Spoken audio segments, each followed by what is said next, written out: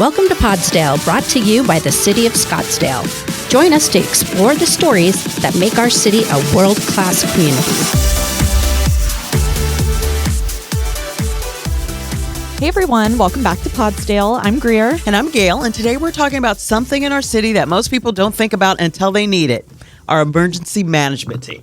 Living in Scottsdale means enjoying a lot of what makes the desert unique, but it also means dealing with conditions that can change quickly. Monsoon storms can move in fast, dust storms can reduce visibility in seconds, and wildfire risk is always part of life in and around our desert landscape. And behind the scenes, there is a team within our city focused every day on preparing for those situations, coordinating response efforts, and making sure residents have the information they need when it matters the most. That work happens long before emergency ever occurs. I mean, they've got to prepare.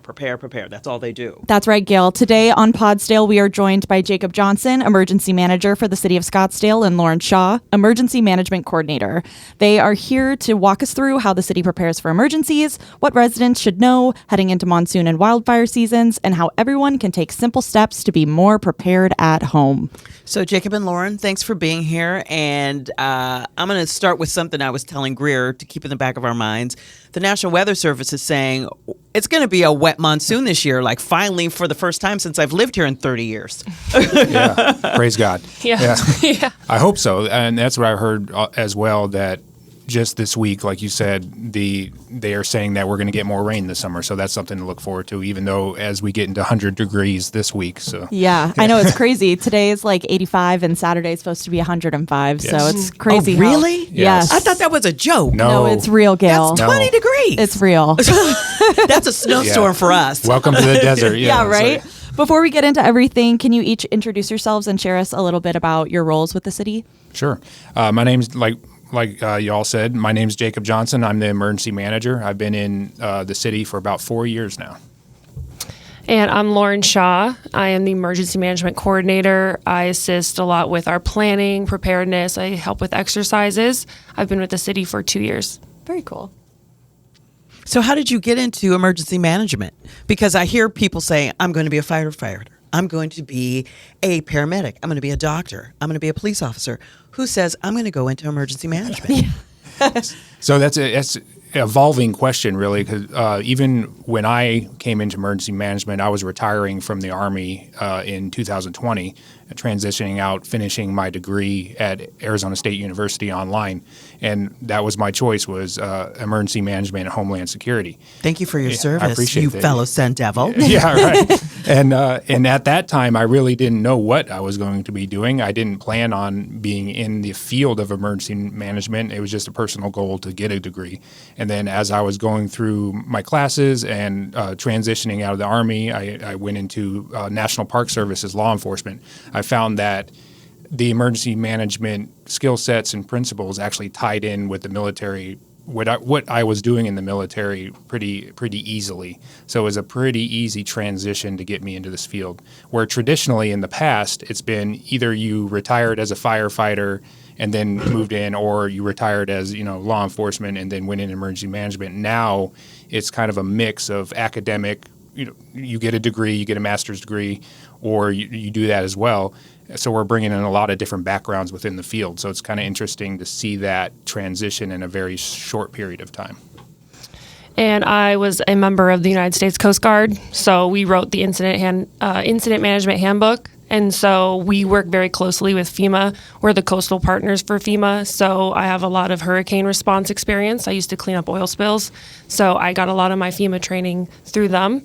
And then I loved it so much, I decided to get my master's in it. And then when I was ready to leave active duty, and I'm still in the reserves, so I've been in for 11 years.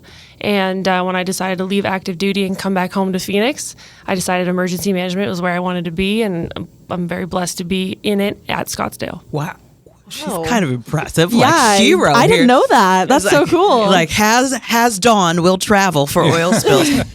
So since you're in emergency management, since you worked for FEMA or in conjunction with FEMA, does that mean when there's a hurricane in Florida and they need help, are you part of that team that helps, like goes and helps other cities and other counties that need assistance. Yeah. As a reservist, I can get deployed still. I'm stationed in San Diego, so they don't have a ton of hurricanes. So whenever we have hurricanes in the Gulf or on the East Coast, I am somebody that could get deployed. But luckily, we actually have more reservists in the Coast Guard than we have active duty.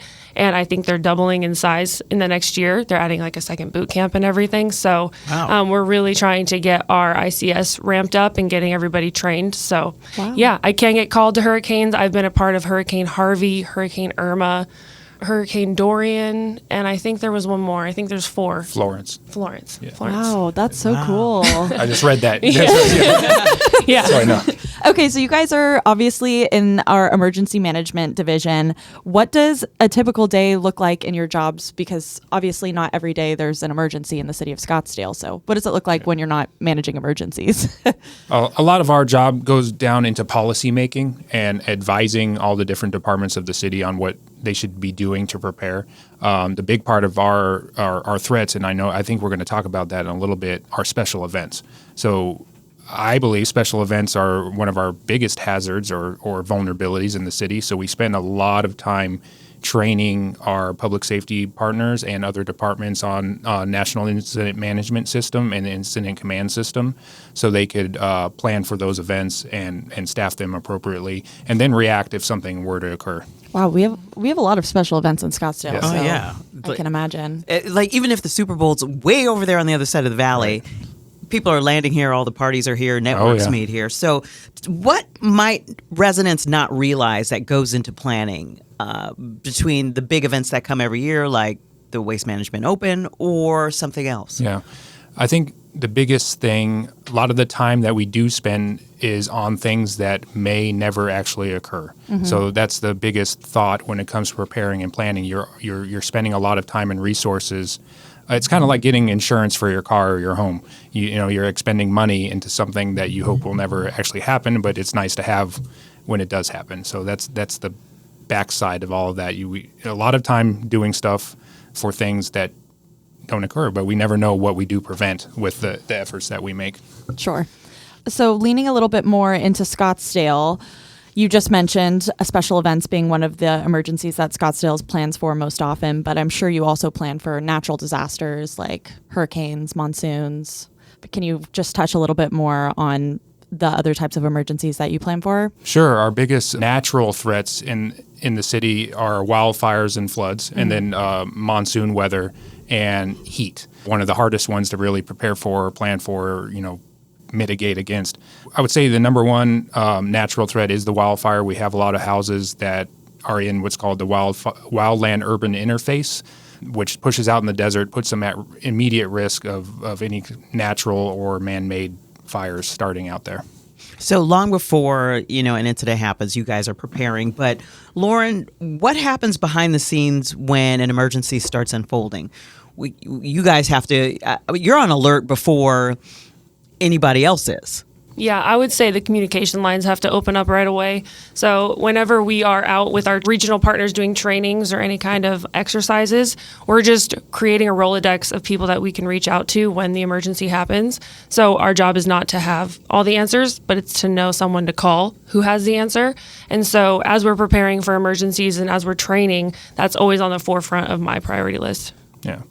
And then as you see, if we have a wildfire or flood or something like that occurring, or even, a police action, you'll see that in the media. You'll see all the public safety guys out there. We're kind of in the background gathering information, reaching out to our contacts to make sure that we're ready for if that incident were to get bigger. That's the biggest thing.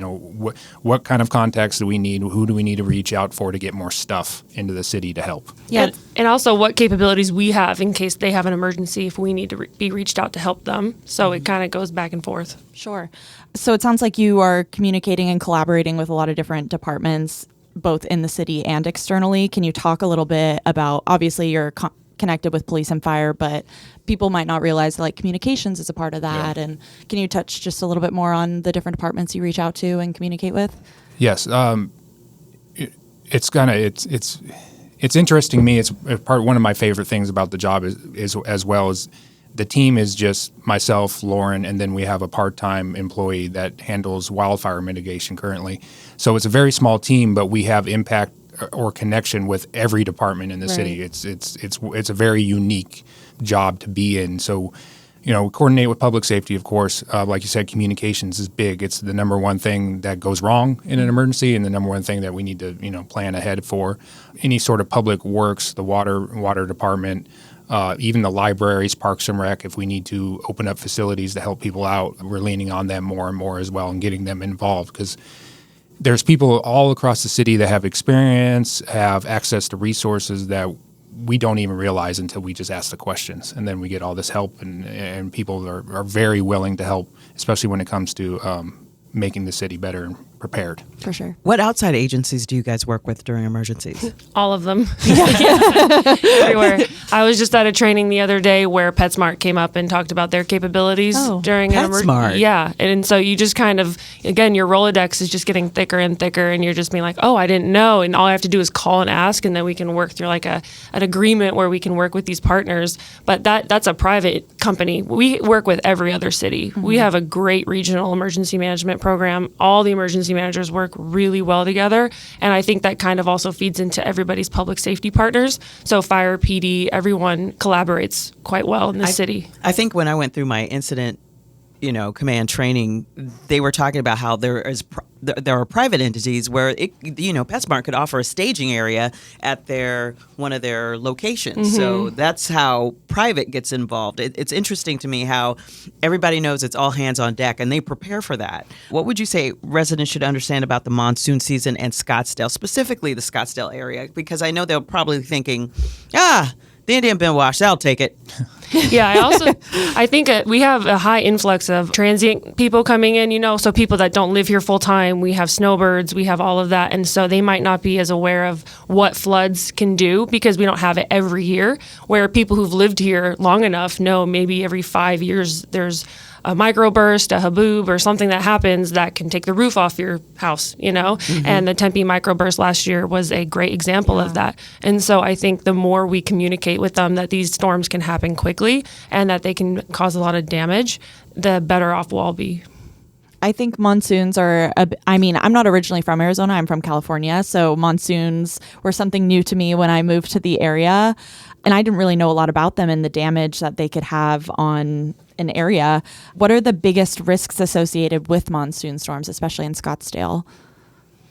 I would say structural damage. I would say road closures. I know a lot of people think that they can drive through a wash or something that's How many times do we have to tell that story? Right, I know. Every time. Exactly. I was going to say, I think last year there was a car that got stuck in some flooding. Yeah, unfortunately that man passed away. Right. Mm-hmm. I think during that particular storm incident, I was counting. I think there were 6 incidents, and this was almost the same street. It was the same street that people kept on trying to cross. So Crazy.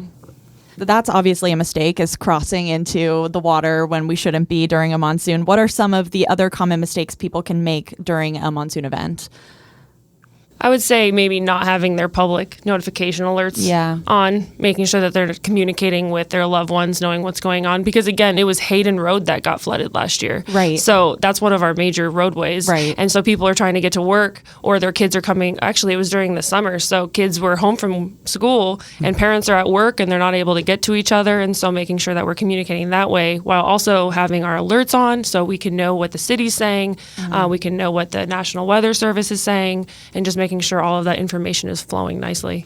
So what are the simple things that residents can do to prepare for a monsoon? Because somebody might be new here and say, you got rain like the other day for the first time in like weeks. What's going to really happen? Yeah. It's just heavy rain. I'm from Florida. I'm used to heavy rain.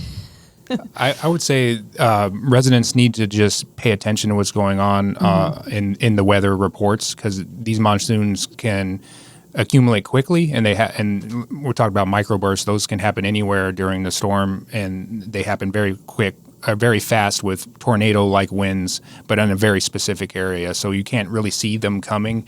But if you do see clouds, we have mountains surrounding Scottsdale. If you see clouds building up off of those mountains during the quote-unquote monsoon season, just be ready. Might adjust your travel plans for the day. One of the biggest things is people just out driving around. Yeah. As usually before the rain even comes, we have these large haboobs or dust storms that blow through that can reduce visibility to almost nothing. Very dangerous, especially on the 101 or other places. We can get hail here. We can get all sorts of weird weather during these things. So driving is one of the biggest hazards during these storms. I like how I can say we do get snow every few years. Yeah. We're usually wearing shorts when it falls. Yeah. And it doesn't stop anybody from driving, but somebody might slide through an intersection because they don't know how to drive, or Guaranteed. they're astonished.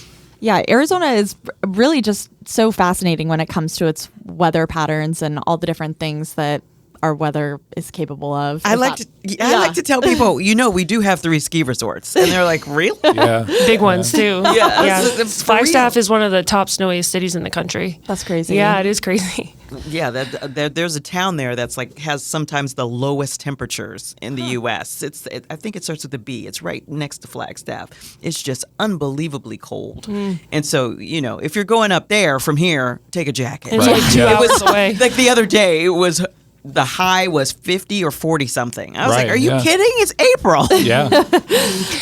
I think a lot of the time, too, with the weather patterns here in Phoenix, specifically in the Valley, I think it's easy to get a little complacent, but when it hits hard. Yeah. So whether it's a fire, whether it's a dust storm, whether it's monsoon season, we'll be like, oh, well, it's been like 3-4 years, and then we'll get hit. And so when I was working in hurricane-prone cities, every year, we're ramping up, and it's people know what to expect. And so I think that makes our job really relevant here, because we need to make sure it's always at the forefront of people's minds as we get into summertime, wildfire, and monsoon season. Sure. And you mentioned wildfires. That's another thing we wanted to talk about. Why is wildfire risk something Scottsdale residents actually need to be aware of? I think that was brought up earlier as well.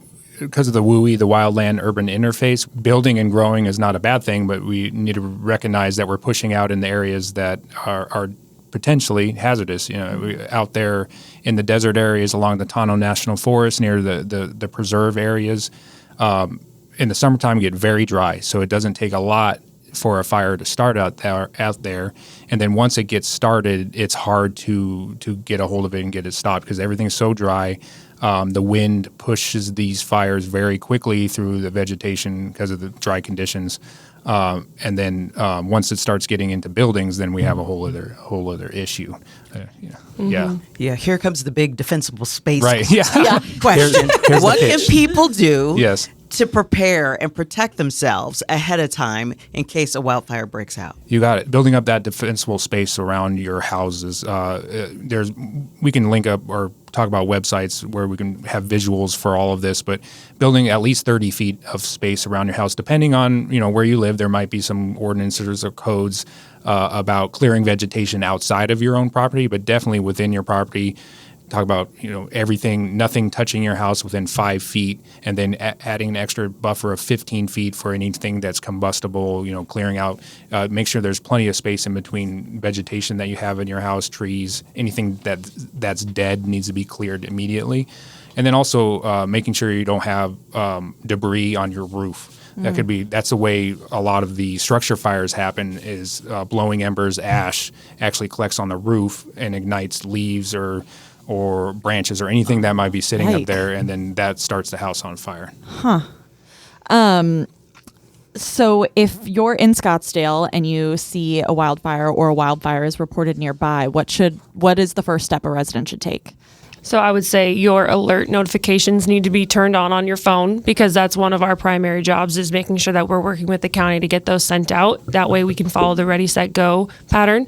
Everybody should always be in ready, right? So we should always have a go bag ready. We should always be talking about it with our families, talking about it with our communities.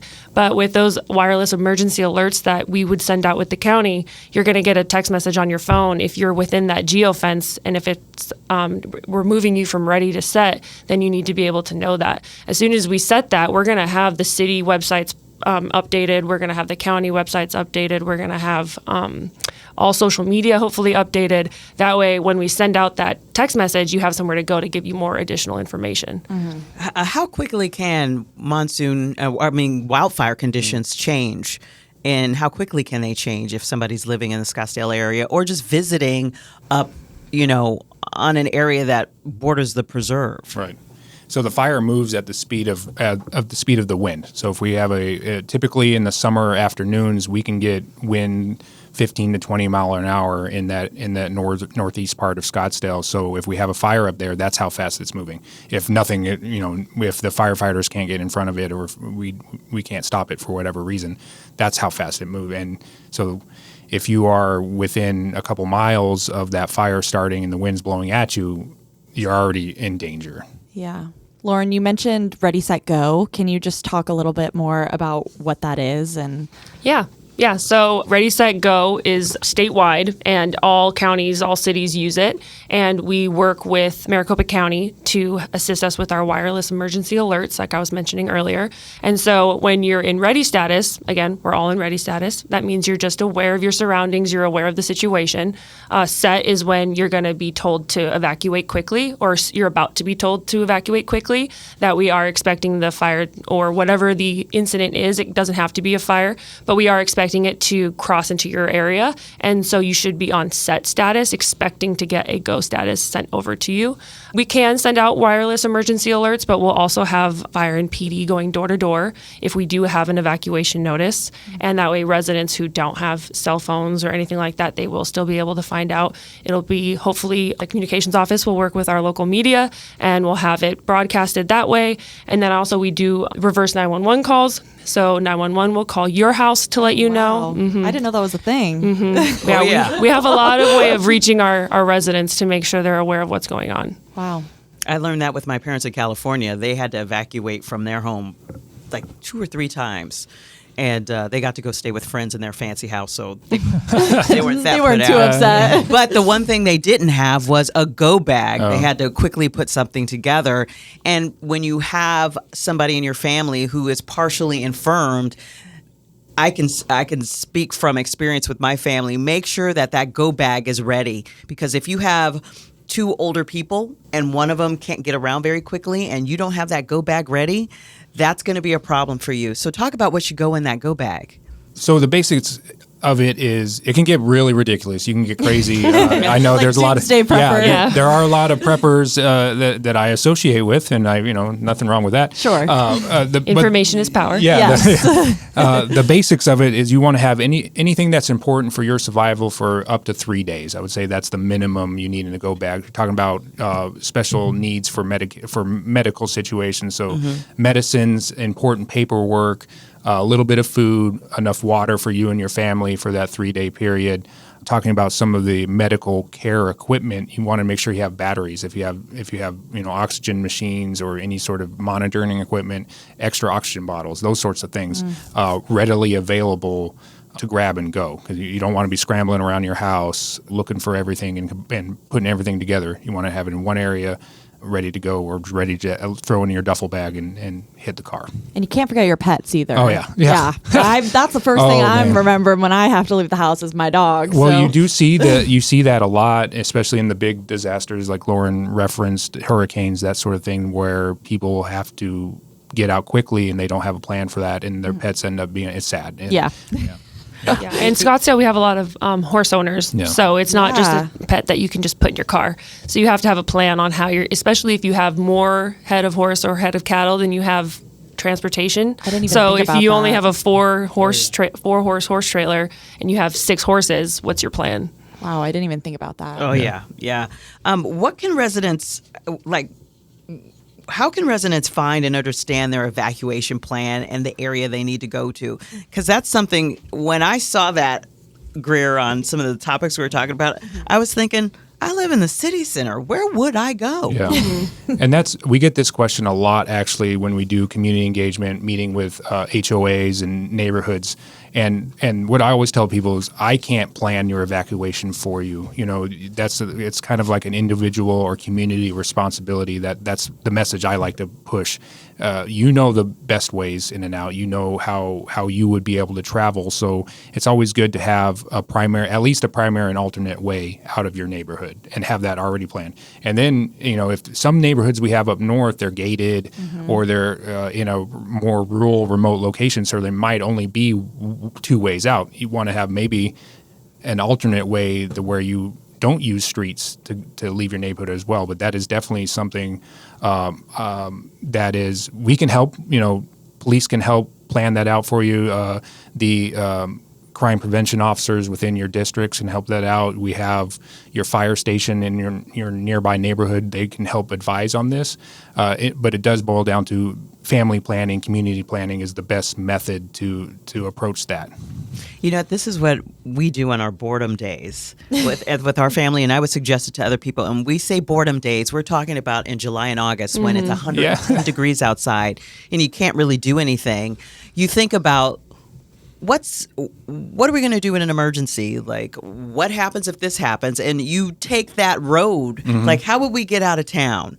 Do the kids know how to climb out the window? Right. Or, stop, drop, and roll. Those are good summertime events to prepare because you're not doing anything except sitting in the AC, and that's a good time for you to review what are we going to do to get out of here if something bad happens. Or what are we going to do if we can't get out of here, right? Not necessarily a fire, but say there's a reason that you need to stay home for a few days, right? Can you live at your house for 3 days? Do you have enough food and water for yourself, your family, your pets?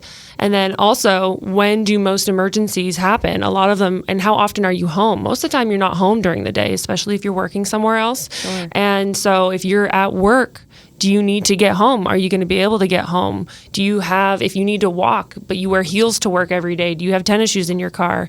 If your car breaks... Sorry, you weren't asking. Yeah, there's so many things. You can go down these rabbit holes, but they are very valuable rabbit holes to start talking about.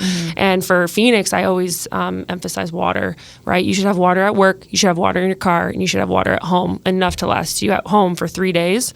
But that's just, Phoenix native 101. Sure. Just like when I lived in Wyoming for a little while, it was like, make sure you have blankets, right? Yeah. You want to be warm. We're the opposite down here. Yeah. So for someone who's listening to this and probably hasn't taken any steps or is just finally delving into this whole realm, where's the best place to start for prepping every day for an emergency? I would say physically at home, get your go bag going. Yeah. And there's so many resources online for that. And one of them being our website on the city website. So scottsdaleaz.gov/emergency preparedness. And so you can find a lot of resources on there where we're trying to help people be a little bit more prepared at home.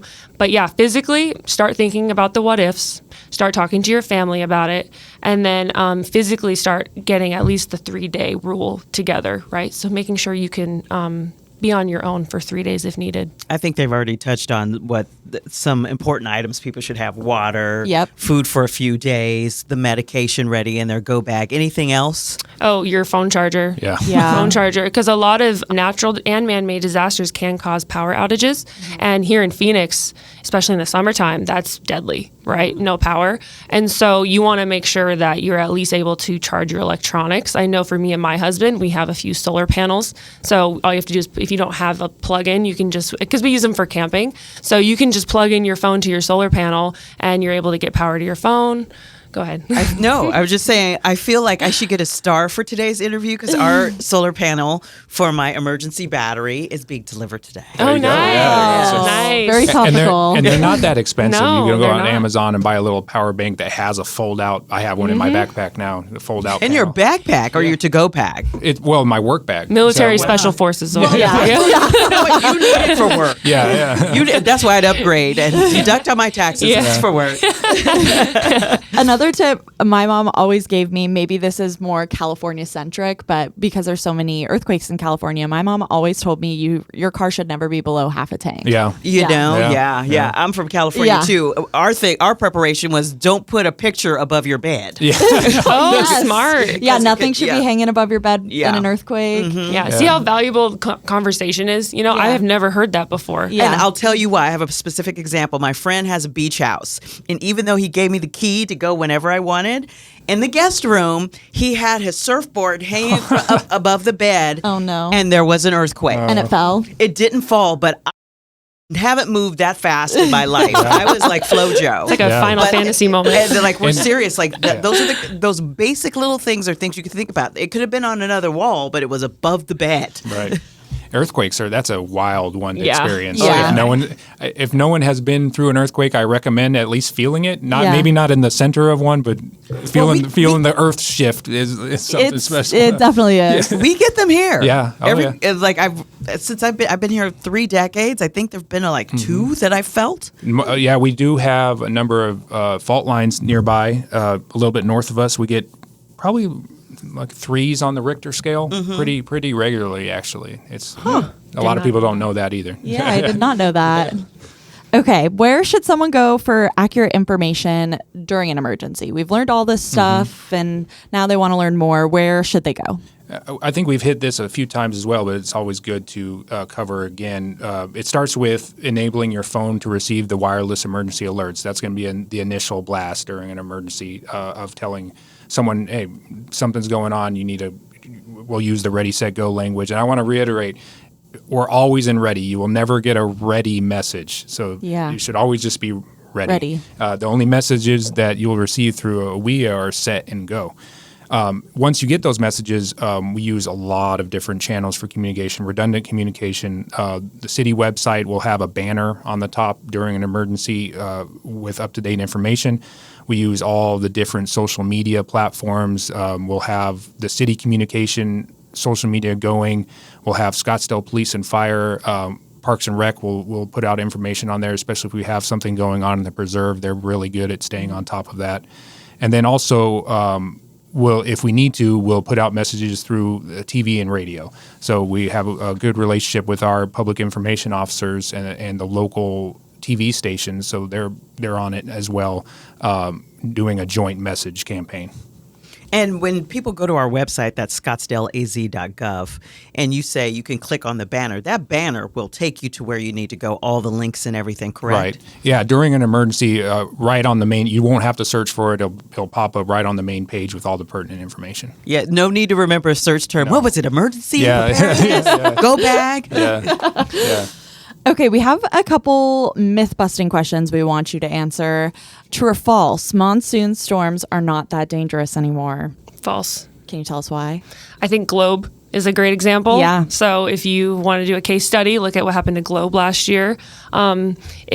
It can happen fast. People are not always as prepared for it, and I don't really blame them. You know, it happens so fast, and the desert landscape, the desert soil does not absorb water like it does in other cities. And Phoenix being a place that a lot of people are moving to right now, they don't realize that flash floods can happen within hours, sometimes less than an hour. I was just at one of our preserve parks, and we were walking over a bridge, and I was like, that's so funny, there's a bridge here. We're in Phoenix at one of our trailheads, and it's because that's a flash flood area. Yeah. And we're walking over the bridge that leaves the parking lot, you know? So it's something that we really need to think about quite often. Mm-hmm. All right, true or false? Flooding only happens in certain parts of Scottsdale. That one is also false. While there are places that are designated floodplains in Scottsdale, a lot of people don't know that either. But like Lauren was just saying, this can occur anywhere, depending on the rainfall, if it's localized, if it's all spread apart. The washes can get overrun. Flooding can happen anywhere, anytime. Mm-hmm. Okay. True or false, wildfires only impact homes directly next to open desert? That's also false. Yeah. Especially with our wind, if we get really big winds and large gusts pushing 40, 50 miles an hour, those embers can travel, quarter mile, half mile, even farther with the wind. So if a fire starts, and we saw this recently with the Palisades fire in California, and number of different fires in California. the wind was so intense that embers were being pushed, miles away, starting fires in different neighborhoods. So that same type of thing could happen here potentially. And shouldn't we think about fires like that start their own weather system? Yes. So think about that. A fire creates its own weather system. You don't know where that thing's going to go. Right, yeah. Yeah, I'm from the Springerville area, and so I was very involved in the Wallow Fire. And what I was taught is that even if it's not windy, when the fire is shooting up into the sky, how high it goes up in the sky is how far in front it'll fall. So they were estimating it was a mile in the sky and it was going to fall a mile in front. And so we were up there on our property and we were trying to get all of our campers and stuff. And trees were just like catching on fire around us, even though we weren't near the fire. And it was because embers were falling all around us. It was kind of like an Armageddon moment. But that taught me so much that just because it's not windy doesn't mean it can't land in front of the fire. When the embers shoot up, they have to come back down. Oh, gosh. That just scared me. Yeah, I was going to say my anxiety. That's my job. That's my job. I'm a mile away. True or false? People always have time to prepare once an emergency starts. Definitely false. I think we beat that one up. Yeah. Okay, so just a little bit before we go, I'd love to know what you feel is the most rewarding part about your work here at Scottsdale's Emergency Management. For me, so I grew up in Scottsdale, so I take this job very seriously. This is my hometown. I still have family here, so I think that is the most rewarding part for me, is actually working to help my home. Mm-hmm. Yeah. Yeah, I agree. I think public service is extremely rewarding. I've worked for the government my whole adult life, whether it was federal or local government.